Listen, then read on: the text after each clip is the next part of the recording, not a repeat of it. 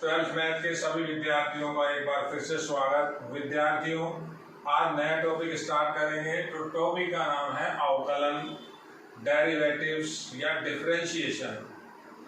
11th के अंदर आपने अवकलन का बेसिक जो कॉन्सेप्ट था वो समझा था, जहां हमने अवकलन के मानक सूत्र और अवकलन के जो सिंपल क्वेश्चन थे जिनके अंदर हमें क्या करना होता था, फलन या तो योगफल के रूप में हो या व्यवकलन के रूप में हो या u बटा v का फॉर्मूला हो यानी भागफल के रूप में हो या गुणनफल के रूप में हो, तो उन्हें आपने लगाकर अवकलन की बेसिक जानकारी ली थी। अब 12th के अंदर आपको अवकलन बहुत डिटेल से पढ़ना है। अगर अवकलन स्ट्रॉन्ग होगा आपका, तभी आप समाकलन में अच्छे से काम कर पाएंगे। तो अवकलन में मेरा पहला टॉपिक है श्रृंखला नियम से अवकलन करना, differentiation with the chain rule. अब चेन रूल क्या है, किन तरह के फलन में इस चेन रूल को हम लगाते हैं, देखिए। श्रृंखला नियम से अवकलन, फंक्शन फलन का श्रृंखला नियम की सहायता से अवकलन करना। तो यहाँ जो आपको फलन मिलेगा उसे हम कहते हैं संयुक्त फलन या फलन के अंदर फलन। फॉर एग्जाम्पल, पहले आप एग्जाम्पल से बात को समझिए, फिर मैं आपको इसके अंदर किस तरह से हमें काम करना है वो बताऊंगा। देखिए, मेरे पास कोई फंक्शन दिया हुआ है y इक्वल्स टू f के अंदर एक अलग फंक्शन है g के अंदर एक और फंक्शन है h। देखिए, इसे हम बोलते हैं संयुक्त फलन। मेन फंक्शन f है, f के अंदर g है, g के अंदर h है। फॉर एग्जाम्पल, इसका एक एग्जाम्पल लेते हैं। जैसे ऐसा लिखा हुआ है y इक्वल्स टू साइन के अंदर log है और log के अंदर cos x है। देखिए, अब कई बुक्स में क्या होता है, कई बुक्स में ब्रैकेट इंडिकेट होता है।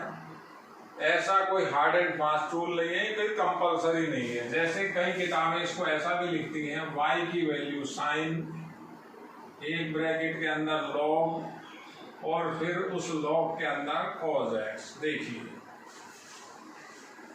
ये जो आपका फंक्शन लिखा हुआ है ये आपका संयुक्त फलन है, कंपोजिट फंक्शन है। इसके मतलब ये होता है इस फलन के अंदर फलन है।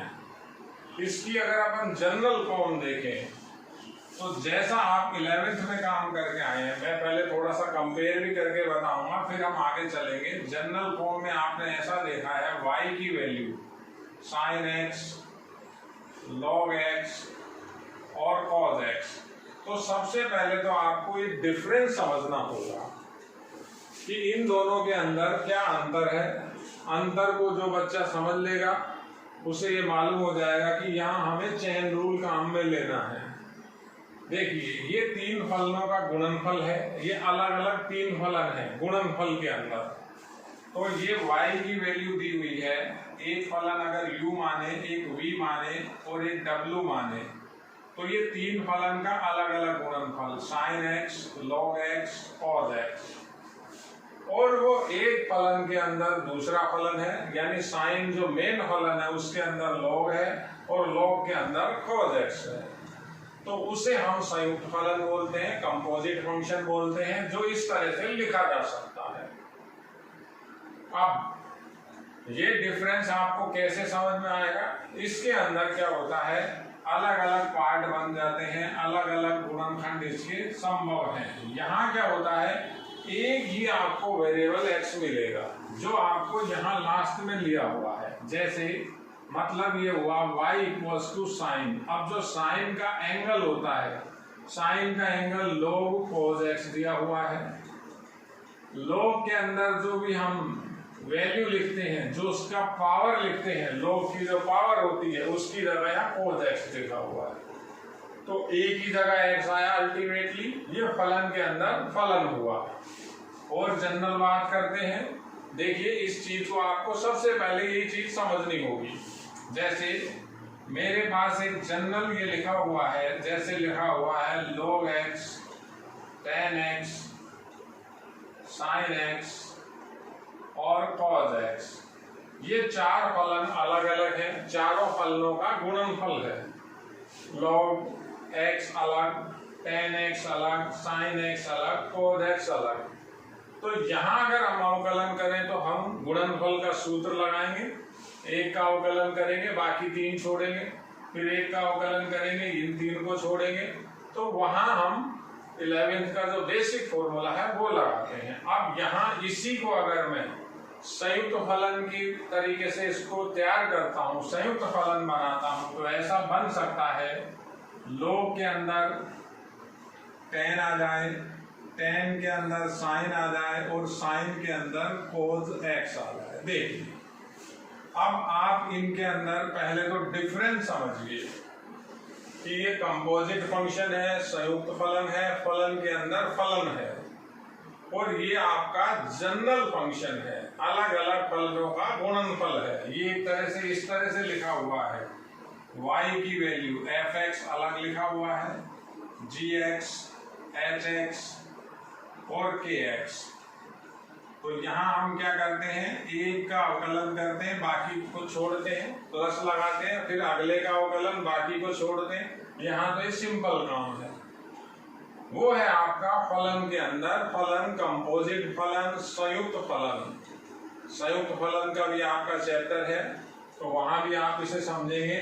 अब ब्रैकेट की बात करें तो आप ऐसा भी लिख सकते हैं, y की वैल्यू log, एक ब्रैकेट लगाएं, उसके अंदर tan लिखें, एक ब्रैकेट और लगाएं, उसके अंदर sin लिखें, sin के अंदर आप लिख सकते हैं cos x। देखिए तो ये दोनों का एक ही मतलब है।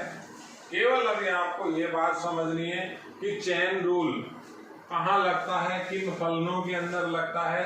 जो फलन के अंदर फलन होते हैं, यानी x की a की वैल्यू निकलती है। देखिए आप यहाँ a की x मिलेगा आपको, अल्टीमेटली फलन के अंदर फलन है। यहाँ a की x मिला, फलन के अंदर फलन है, ये रहा वो x। देखिए तो इनकी बात करेंगे हम। अब किस तरह से ये काम करता है श्रृंखला नियम, मैं आपको एक एग्जांपल से बताता हूँ। बहुत इंपॉर्टेंट चैप्टर है अब आपका ये, जो हम चैप्टर पढ़ रहे हैं डिफरेंशिएशन। तो 12th क्लास में आपको हर तरह का अवकलन आना है। हर तरह के अवकलन को आपको अलग अलग एक्सरसाइज के द्वारा दिखाया गया है, और हमें हर तरह के अवकलन समझने हैं।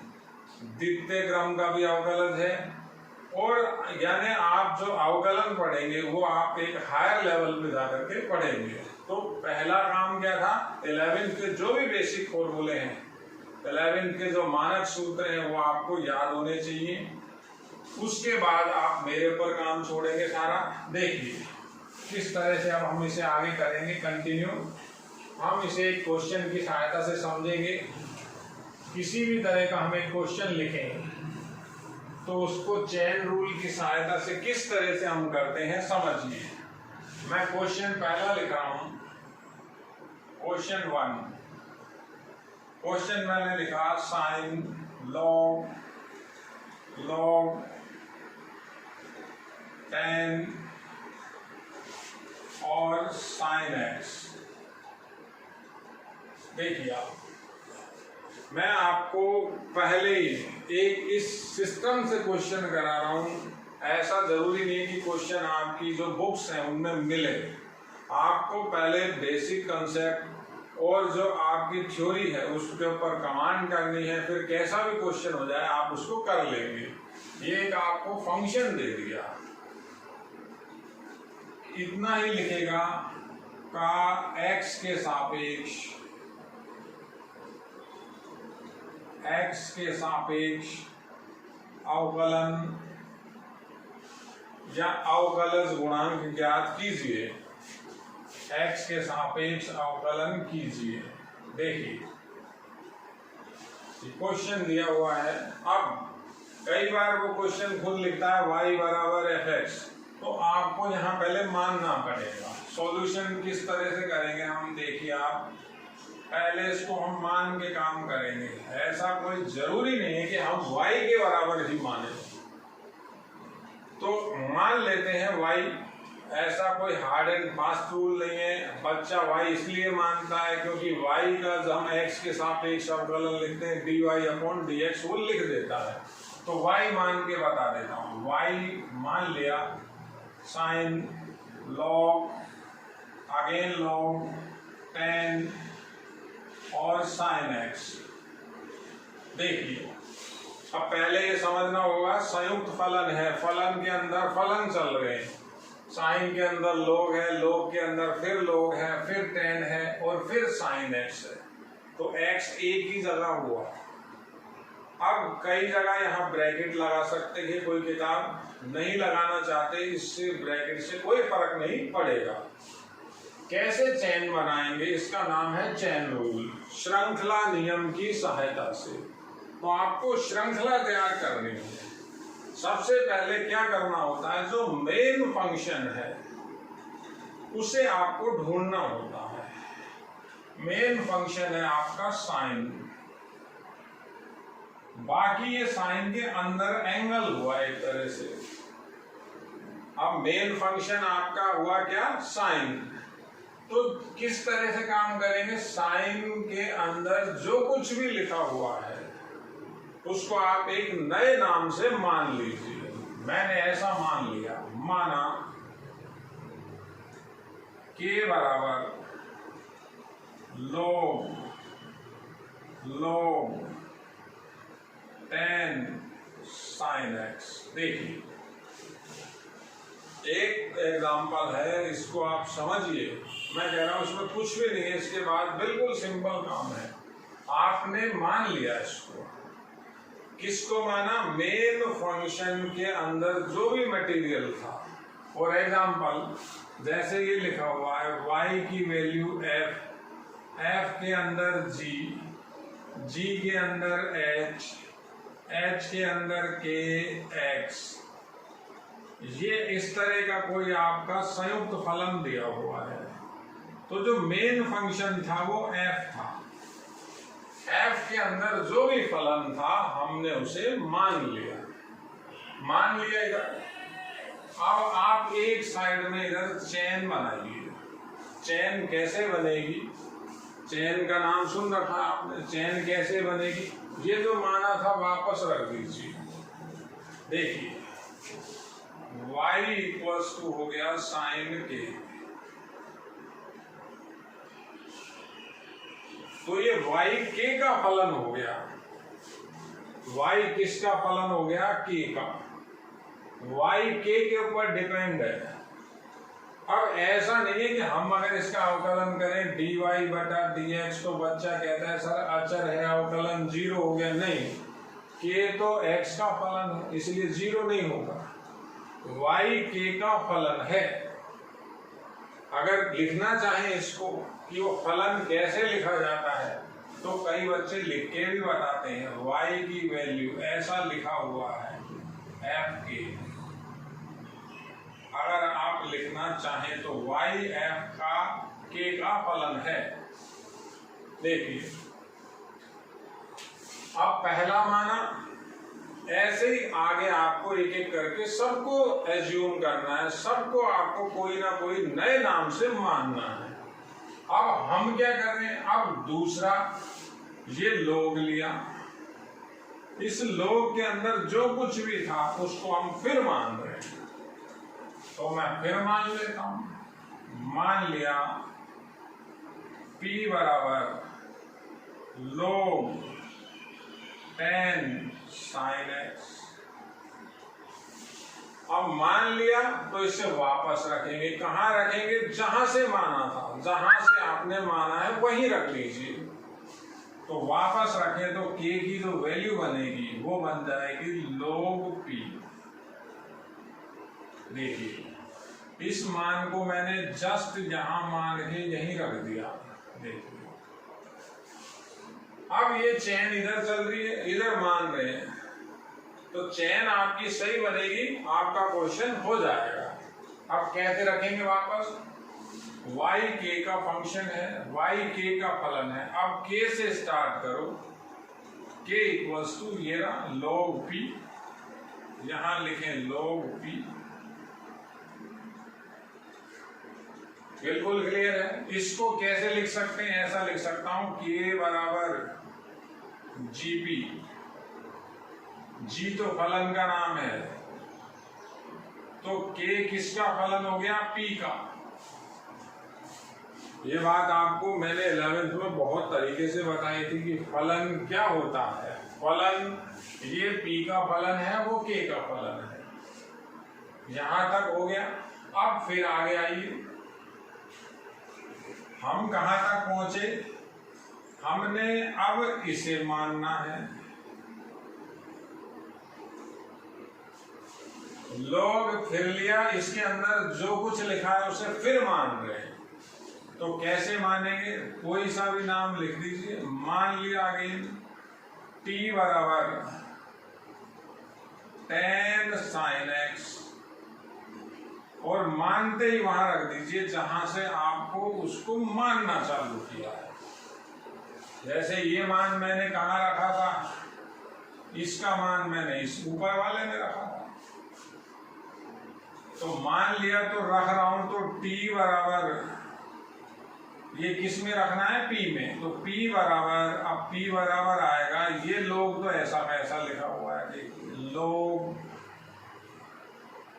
tan sin x की वैल्यू हमने T रखी है, ये वापस इसमें रख दी। अब फिर चेन में आइए, देखिए y k का फलन हो चुका, y k का फलन है, k p का फलन है। अब चेन P से स्टार्ट, तो P बराबर, ये लिखा हुआ P बराबर log t, P बराबर log t, तो P बराबर अगेन log t आ गया। दो लोग थे इसलिए। तो यहाँ चेन बताना चाहे तो जो P किसका फलन है? T का, तो फलन H है किसका? T का। अब यहां फिर आ जाइए, कब तक मानना है? जब तक वो फलन के अंदर फलन खत्म नहीं होगा। 2-4 फलन होंगे, खत्म हो जाएगा। अब इसमें tan जो मेन फलन है, तो इसको मान लीजिए आप। यहां लोग मेन फलन था, इस अंदर वाले को माना था, तो अब क्या मान लें? फिर मान लिया R बराबर sin x, इसको वापस इसमें रख दें, तो T बराबर क्या आ जाएगा? T बराबर tan R आ जाएगा। अब फिर चेन पे आइए, y k का फलन है, k p का फलन है। देखिए y k का, k p का, p t का। अब t पे आएंगे, तो t जो होगा वो r का फलन है, t बराबर tan r है। यानी t जो फंक्शन है, किसी भी नाम से फंक्शन को लिख सकते हैं आप। k फंक्शन का नाम k है, किसका? r का। देखिए ये लिख रहा हूं जो, ये जरूरी नहीं है, चेन बनाना जरूरी है। तो चेन चल रही है y k का, k p का, p t का, t r का, चेन बनती रहेगी, सवाल खत्म हो जाएगा, सवाल आपका हो जाएगा। अब फिर आ जाइए, अब मानने की गुंजाइश कहां पे? यहां पे मानने की गुंजाइश खत्म हो गई। ये सिंगल फंक्शन है, फलन के अंदर फलन अब नहीं है। R साइन का फलन है, फलन के अंदर फलन नहीं है। देखिए R किसका फलन हो गया? साइन का। फलन के अंदर फलन वाली बात खत्म हो गई, यहां तक थी, यहां नहीं है। तो अब डायरेक्ट इसको लिखिए आप। देखिए y k का, k p का, p t का, t r का। अब r का नंबर, तो r किसका फलन आया? ये लिखा हुआ है r बराबर साइन x, r बराबर साइन x। लिखना चाहे तो ये लिख सकते हैं, जो r फलन है, किसी भी नाम से दें, फलन l दे दिया, है किसका? x का। जब तक x का फलन सिंगल ना बन जाए तब तक ये चेन रूल चलता रहता है। और इससे बड़ा तो बेटा क्वेश्चन है भी नहीं, आ जाए तो भी हो जाएगा। चैन ही तो बना नहीं। एक बार आप इस चैन को समझिए, अगर जिस बच्चे ने चैन बना ली तो उसने क्वेश्चन कंप्लीट कर लिया। आपको मैं अभी आगे कई चीजें बताऊंगा। जो ये श्रृंखला नियम से अवकलन है, ये 1 मिनट में बिना उसके भी हो जाता है। लेकिन हम अगर बोर्ड की बात करें तो बोर्ड में आप डायरेक्ट काम नहीं कर सकते। अगर ये क्वेश्चन आ रहा है तो ये इसका अवकलन आपको पूरे कायदे नियम से ही करना पड़ेगा। हाँ, अगर ये क्वेश्चन कहीं काम आ रहा है तो मैं ऐसा तरीका भी बता दूंगा, डायरेक्ट आंसर आ जाएगा। लेकिन उसकी बात अपन अभी आगे करेंगे। सबसे पहले आप चैन समझिए। एक क्वेश्चन मैं आपको अभी और भी कराऊंगा। मेरा काम है आपको अवकलन में बिल्कुल परफेक्ट करना, क्योंकि अवकलन में परफेक्ट हो गए तभी आप समाकलन के अंदर बिल्कुल 100% ट्रेंड होगी। और जिस बच्चे की अवकलन समाकलन स्ट्रॉन्ग होती है वो गणित के अंदर बहुत बढ़िया चलता है आगे। अवकलन समाकलन तो कभी पीछे भी नहीं छोड़ेगी आपका। तो देखिए आप, ये चैन कंप्लीट हो गई। वाई के का, के पी का, पी टी का, टी आर का, आर एक्स का चैन एक एक करके बनाइए, कैसे भी माने। ये आपकी चैन एक साइड में बनती रहेगी। जब चैन बन जाए तो पता कैसे चलता है, लास्ट में जो फंक्शन होता है वो सिंगल रह जाता है। यानी ये आर केवल और केवल जब तक एक्स का फलन नहीं आएगा चैन चलती रहेगी। ये देखिए, ये आर एक्स का फलन बन गया, इसको हम एल एक्स लिखा हुआ है, यानी ये एक्स का फलन है ही।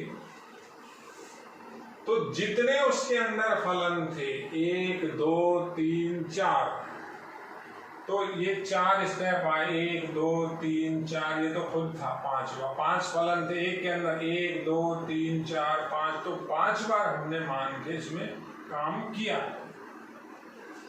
चैन जब आपकी कंप्लीट बन जाएगी तो हम एक अवकलन का सिंपल सा फॉर्मूला लिखेंगे। अब कैसे लिखेंगे देखिए आप। चैन आपकी कंप्लीट हुई, मैं इस क्वेश्चन को कंप्लीट कर रहा हूं। देखिए ऊपर मैं अब लिखूंगा, देखिए कैसे इस क्वेश्चन को कंप्लीट करेंगे।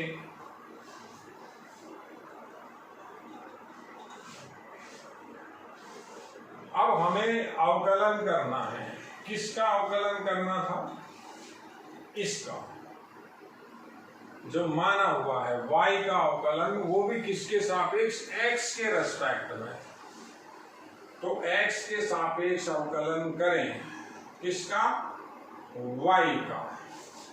तो मैं लिख रहा हूं एक फॉर्मूला, dy/dx। ये क्या लिखा हुआ है? y का x के सापेक्ष अवकलन, ऊपर वाले का नीचे वाले के सापेक्ष, y का x के सापेक्ष। तो अब ये जो चैन आपने यहाँ चैन बनी हुई है, इसको देखिए। इस चैन में देखिए आप, ये y का k के सापेक्ष, y k का फलन है, k p का फलन है, p t का है, t r का है, r x का है। तो ऐसे ही लिख दीजिए, y का k के सापेक्ष अवकलन, y का k के सापेक्ष अवकलन, जो जिसका फलन है उसका उसी के सापेक्ष अवकलन गुणनफल में आप लिखते रहिए, लिखते जाइए। y k का फलन गुणा में k फलन किसका है? p का। देखिए p फलन है t का, तो p का अवकलन t के सापेक्ष, p का अवकलन t के सापेक्ष, t r का है तो t का अवकलन r के सापेक्ष, और r x का फलन है तो r का अवकलन x के सापेक्ष। देखिए ये सूत्र बन गया। हम जो लिमिट का जो कॉन्सेप्ट होता है अगर उसको लगाते हैं तो ये सब कटते हैं। क्या बचता है? एक तो ये बचेगा dy अपॉन dy और एक ये अपॉन में dx बचेगा। सब कट रहे हैं। dk से dk गया, dp से dp गया, dt से dt गया, dr से dr गया। अब कटते नहीं है ये भी एक अलग बात है, ये भी लिमिट की बात है। तो एक तरह से हम इस फॉर्मूले को भी समझें कैसे चेन बना करके। अब करना क्या है? सिंपल इस फॉर्मूले के अंदर आपको वैल्यू रखनी है, मान है जो आप मान इस फॉर्मूले के अंदर रखते चलिए। कैसे रखेंगे? फॉर्मूला समझ में आया? चेन जो चेन है y का k के सापेक्ष, k का p के सापेक्ष, p का t के सापेक्ष, t का r के सापेक्ष, r का x के सापेक्ष। अब जिसके अंदर वैल्यू रख दीजिए। वैल्यू कैसी? ये सारी वैल्यू लिखी हुई है। देखिए dy अपॉन dx, ये लिखा dy dk, तो y की वैल्यू कितनी है? ये भी साइन की, वो लिखा हुआ है d अपॉन dp। ये k की वैल्यू रखनी है, k की वैल्यू ये भी log p। फिर आप d अपॉन dt लिखिए, d अपॉन dt। अब p की वैल्यू रखिए, p की वैल्यू log p। उसके बाद अगला लिखिए d अपॉन dr, r की वैल्यू, t की वैल्यू रखिए, d अपॉन dr, t की वैल्यू रखेंगे, t की वैल्यू tan r,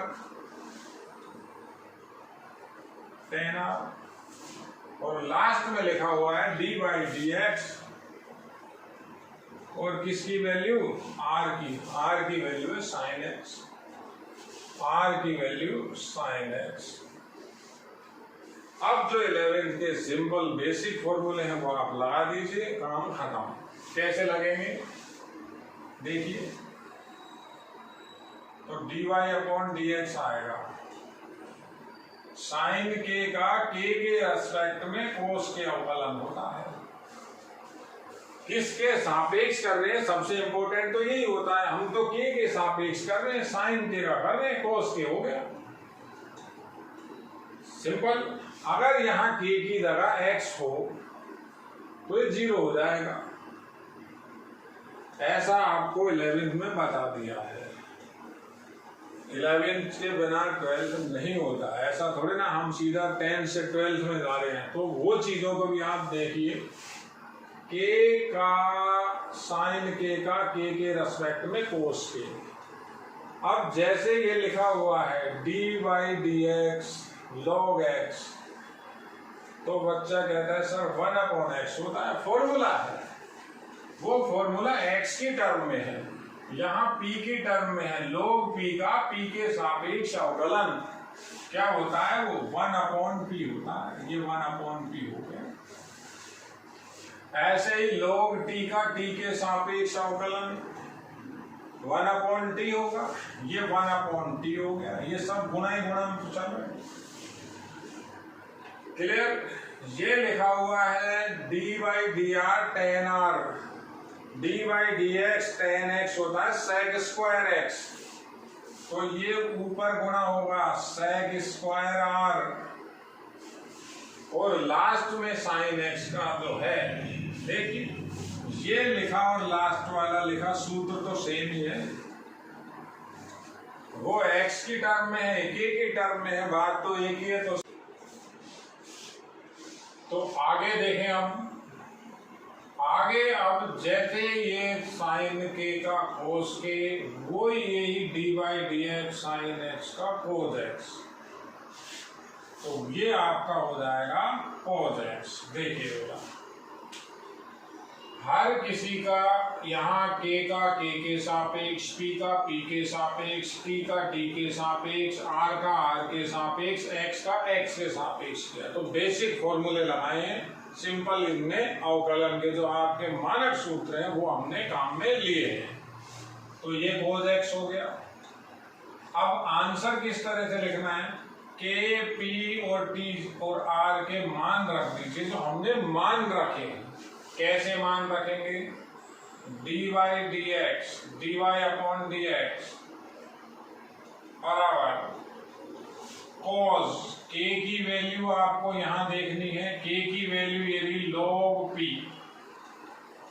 तो log p, उससे बढ़िया आप p की वैल्यू फिर रखोगे log t और t की वैल्यू फिर रखोगे, तो जो आपने p पहले माना हुआ था, k की वैल्यू log और p रखते हुए रख दीजिए, तो आपका क्या आएगा cos, देखिए cos k की वैल्यू रखनी है यदि log, अब p ना रख के p इसमें रख दें तो ये हुआ log tan और sin x। देखिए यहाँ इससे ऊपर भी एक वैल्यू लिखी हुई थी, मैंने हटा दिया था, k की वैल्यू ये थी आपकी log tan sin x जो शुरू में माना था, तो मैंने k की वैल्यू ये रख दी। अब वैल्यू साइन, इसके बाद आपको वैल्यू लिखनी है sec स्क्वायर, r की वैल्यू ये रही sin x, तो ये लिखा आपने sin x और ये cos x लिखा हुआ है, अपॉन में हमें क्या लिखना है अब p और t की वैल्यू, p की वैल्यू ये रही, p की वैल्यू क्या है, अभी मैंने फिर हटाया था log t, तो यहाँ लिखा अपन ने log tan sin x, ये मैंने वैल्यू किसके लिखी, p की, t का मान फिर रख दें, p का हो गया, ये t का मान रख दिया मैंने पहले, और p का मान रख दें आप, तो p का मान आपका ये लिखा हुआ है log, t का मान बचा tan sin x। देखिए चेन रूल में वापस आपको मान रखने पड़ते हैं, तो हमने सारे मान वापस रखे हैं। देखिए इसी पे मैं आपको एक क्वेश्चन और बताता हूँ, देखिए बेटा बहुत आसान है ये, इसके अंदर बिल्कुल सिंपल थ्योरी है चेन रूल के अंदर। आप अगर चेन बिल्कुल सही बना रहे हैं तो क्वेश्चन में आपकी कहीं कोई भी गलती नहीं होगी। देखिए एक क्वेश्चन और बताता हूँ, मान लेते हैं y की वैल्यू दे रखी है, y की वैल्यू आपको दे रखी है cos tan log x, कह रहा है इसका x के सापेक्ष अवकलन ज्ञात कीजिए, तो चैन ही बनेगी। कारण क्या है, फलन के अंदर फलन है। कई किताबों में ऐसा भी लिखा हुआ है y बराबर cos, फिर ब्रैकेट के अंदर tan लिखा हुआ है, फिर एक ब्रैकेट के अंदर log लिखा हुआ है, फिर उसके अंदर log x लिखा हुआ है। क्वेश्चन चाहे ऐसे दे चाहे ऐसे दे, आपको उसका मतलब समझ में आना चाहिए, मतलब दोनों का वही है। देखिए तो चैन रूल आप लगाएंगे, कैसे चैन बनाएंगे, हम मानना स्टार्ट करते हैं सॉल्यूशन के अंदर, या तो हम यहीं से मान ले y के बराबर, तो जो ये अंदर का मान होता है पहले फलन के अंदर जो भी मान है उसे आप मान लीजिए। मान लिया t बराबर tan log x। देखिए तो जो भी मान है वापस रख दीजिए यहाँ, तो पहली चैन क्या बन जाएगी, y बराबर cos t,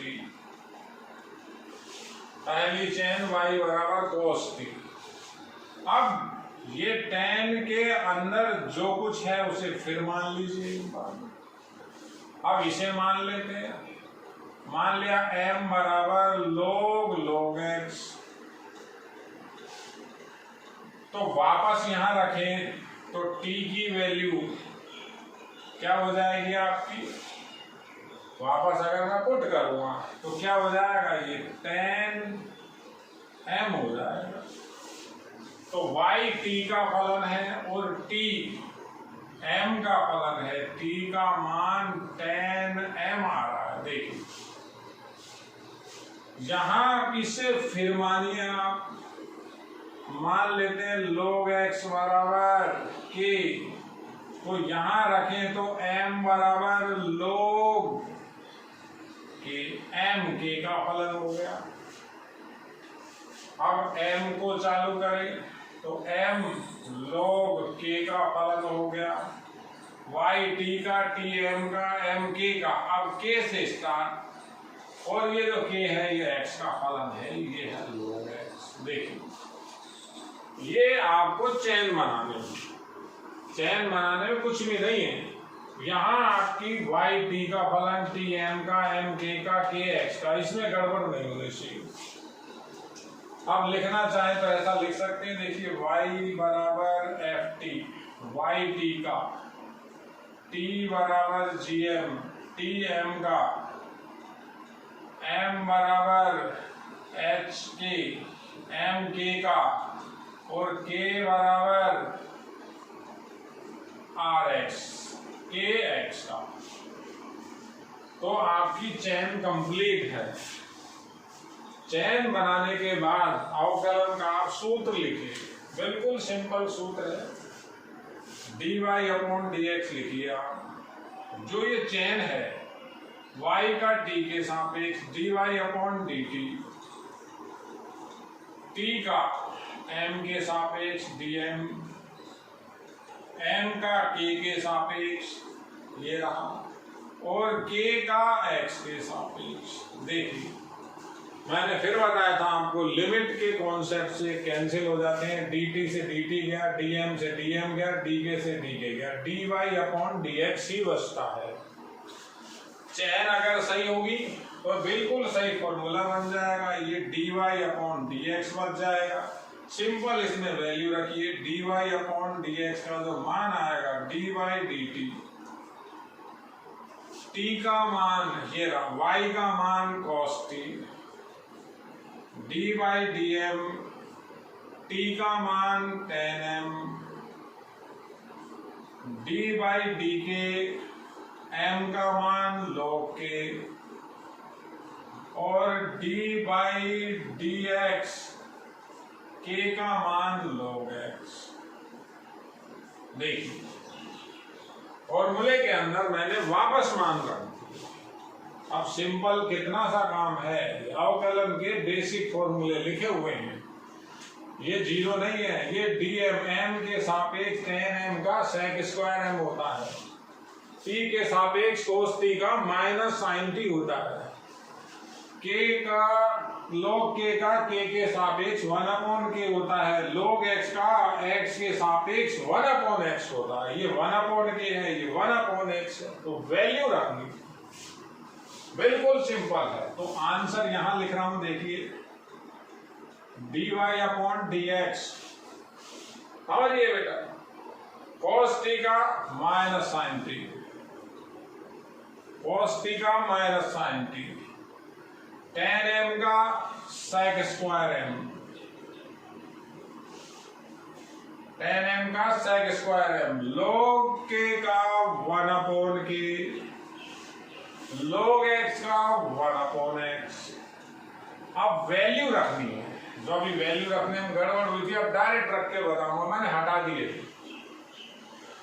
तो देखिए dy/dx माइनस साइन, ब्रैकेट लगा देना आप, t की वैल्यू यदि x की टर्म में, तो लिख रहा हूं tan log x, वो लिख रहा है sec स्क्वायर m की वैल्यू x की टर्म में यदि log x अपॉन सिंपल के की वैल्यू ये रही log x, और x को आगे लिखना। देखिए ये इसका आंसर है, ये इसका आंसर। अब हम इनको डायरेक्ट भी करते हैं। डायरेक्ट की बात मैं आपको अगले वीडियो लेक्चर में बताऊंगा, इस पे क्वेश्चन भी करेंगे। अपना अवकलन यहाँ से स्टार्ट है बेटा। अवकलन के एक एक वीडियो को समझिए, देखिए। अवकलन समझ में आता है तो समाकलन में भी कुछ नहीं है। और ये आपस में लिंक कम से कम 7-8 चैप्टर हैं जो आपके लगभग 65% वेटेज रखते हैं पूरे कोर्स का।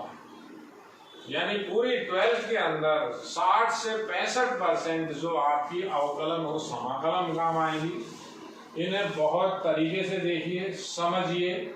जो बेसिक फॉर्मूले हैं बेटा उनको आप याद कर लीजिए। धन्यवाद।